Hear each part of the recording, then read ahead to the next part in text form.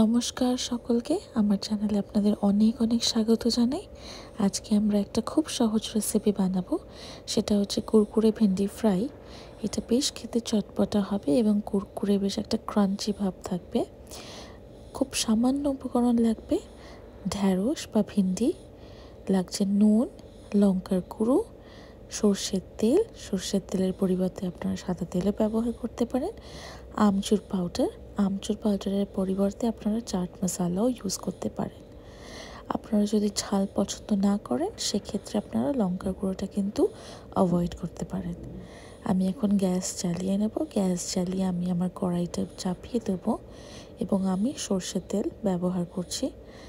আপনারা সর্ষের তেলের বদলে আমি বললাম সাদা তেলও ব্যবহার করতে পারেন, কিন্তু সাদা তেল শরীরের পক্ষে একদম ভালো নয়, ইনফ্যাক্ট খুবই ক্ষতিকারক। তাই জন্য আমি সাদা তেলটা ব্যবহার করা পছন্দ করি না। তেলটা গরম হয়ে গেলে আমি কিন্তু ভিন্ডিগুলোকে দিয়ে দেবো। আমার মোটামুটি 1 কিলোর মতন ভিন্ডি আছে। আমি সেটাকে দুবারে ভাগ করে ভাজবো। একবারে ভাজলে কিন্তু সেই ক্রাঞ্চিনেসটা হবে না, সেই একটা ল্যাশে ব্যাপার থাকবে। এই রান্নাটা স্পেশালিটি হলো, যারা ভেন্ডি ভালোবাসে না ওই ল্যাশে ব্যাপারটার জন্য, তারাও কিন্তু এই জিনিসটা পছন্দ করবে, কারণ খুবই ক্রাঞ্চি হয়। আর এটা বেশ সময় নিয়ে আপনাদেরকে ভাজতে হবে। এটা বেশ মানে এক একটা ব্যাচ আপনাদেরকে হয়তো ওই 6-7 মিনিট করে আপনাদের লাগবে ভাজতে। তার কারণ আমার তাই লেগেছিলো, আমার পুরো রান্নাটা করতেই লেগেছিল 15 থেকে 20 মিনিট। যেহেতু আমি ক্যামেরাও কাজ করি, যেহেতু ভিডিও বানাই, সেহেতু আমার সময়টা আরও একটু বেশি লাগে, কিন্তু রান্নার সময়টা আমার 15 থেকে 20 মিনিট লেগেছিল। আপনারা আস্তে আস্তে দেখবেন যখন ভিন্ডিটা ছাড়বেন, ওটা ধীরে ধীরে কিন্তু কোয়ান্টিটিতে রিডিউস হতে থাকবে, মানে ভেতরের যে ওটা জলটা ওটা শুকাতে থাকবে। যখন দেখবেন একটু গোল্ডেন ব্রাউন হয়ে আসছে, তখন ধীরে ধীরে আপনারা কড়াই থেকে ভিন্ডিগুলো তুলে রেখে দেবেন। ভাজার সময় কিন্তু কোনো নুন, চিনি, জল কিচ্ছু অ্যাড করবেন না, তাহলে কিন্তু ভিন্ডির যে ল্যাশে ব্যাপারটা ওটা কিন্তু একদম কমবে না।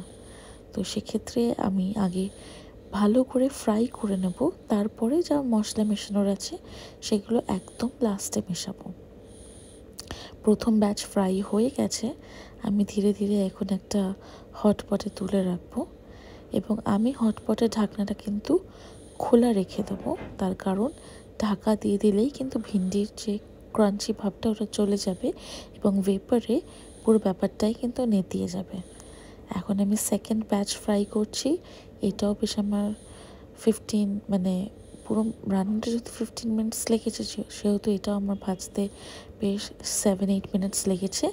আর ভিন্ডি একে অপরের সাথে কিন্তু এই লেগে থাকে, ওই আঠালো ব্যাপারটার জন্য কিন্তু একে অপরের গায়ে লেগে থাকে। তো আমি খুন্তির সাহায্যে ওগুলোকে মেরে আলাদা করে নিচ্ছি। আপনারাও কিন্তু খুন্তি হাতে যাই ব্যবহার করবেন, সেগুলো দিয়ে কিন্তু আলাদা করে দেবেন, নয়তো কী হবে, একটা দিক ফ্রাই হবে আর একটা দিক ফ্রাই হবে না। আর মাঝেই চালাতে থাকবেন, তাতে ওপর নিচ সব দিকগুলো ইকুয়ালি ফ্রাই হবে। আমার অলমোস্ট সেকেন্ড ব্যাচও হয়ে গেছে। আমি এখন নাড়িয়ে চাড়িয়ে দেখে নিচ্ছি আর কোথাও কোনো ভেন্ডি কাঁচা রয়ে গেছে কিনা, বা কুকটা আরও বেশি হলে ভালো হতো। তো সেই জন্য আমি ভালো করে নাড়িয়ে এখন চেক করে নিচ্ছি। তারপরে আস্তে আস্তে আমি কিন্তু এটা বাটিতে তুলে নেব। যেহেতু উপকরণ খুব সামান্য, সেহেতু করতেও আপনাদের বেশিক্ষণ সময় লাগবে না। আর নিরামিষের দিনকে কিন্তু আমরা ডালের সাথে আরামসেই এইটা খেতে পারি, খুবই ভালো লাগবে। সব সময় একঘেয়ে আলু ভাজা না খেয়ে আমরা এরকমভাবে ভিন্ডি ভাজা করেও খেতে পারি। এখন আমি কড়াই থেকে একে পুরো ভিন্ডির যে ফ্রাইগুলো রয়েছে সেগুলো তুলে নিলাম। আর এখন দিয়ে দিচ্ছি নুন, লঙ্কা, আমচুর পাউডার বা চাট মশলা, সেটা পুরোটাই আপনারা আপনার টেস্ট হিসাবে অ্যাড করবেন। আমি মোটামুটি 1 কিলো ভিন্ডিতে 1 চামচেরও কম, কিন্তু 1 টিস্পুনেরও কম কিন্তু নুন অ্যাড করেছি। কারণ ফ্রাই করার পরে তো আপনারা বেশি নুন দিয়ে দিলে কিন্তু নুনটা খুব মুখের মধ্যে কটকটিয়ে ধরে। তো সেক্ষেত্রে নুনটা একটু অল্প থাকাই ভালো।